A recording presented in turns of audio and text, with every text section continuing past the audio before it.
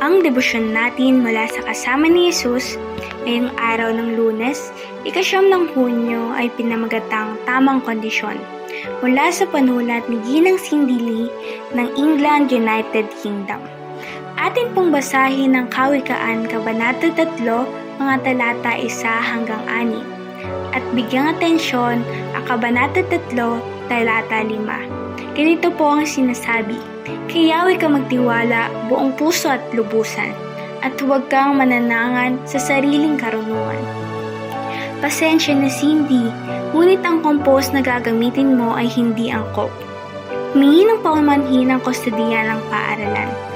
Ang mga buto ng sunflower ay mamamatay bago pa sila magkaroon ng pagkakataong lumaki.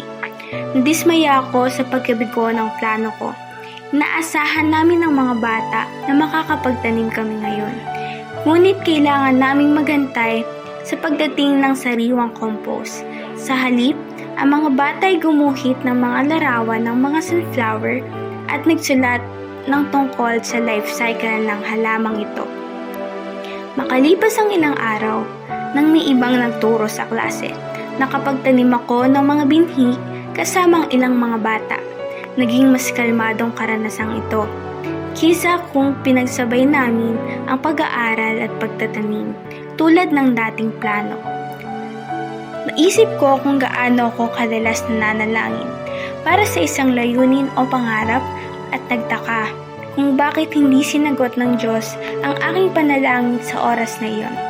Nang maglaon, natuklasan ko ang dahilan. Mali ang kondisyon, at sa panahong yun, ay hindi ako maaaring lumago bilang isang tao sa aking paglalakbay. Kung ang panahon o kondisyon ay hindi tama, ang ating mga pangarap at pag-aasa tulad ng mga buto ay maaaring mabigo. Kung minsan, tinatawag ako ng Diyos na magtiwala, maghantay o magbago ng direksyon. Kailangan kong magtiwala at sumunod sa Diyos.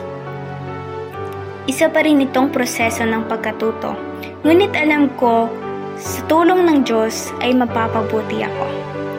Atin pong ipanalangin sa araw na ito, mga guro. Tayo po'y manalangin. Diyos na lumikha, ang iyong oras ay mahiwaga ngunit perpekto. Tulungan mo po kami magtiwala at maghintay sa iyong gabay. Sa pangalan ni Jesus, Amen.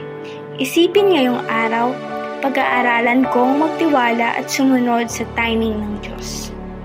Isang mapagpalang araw po sa ating lahat.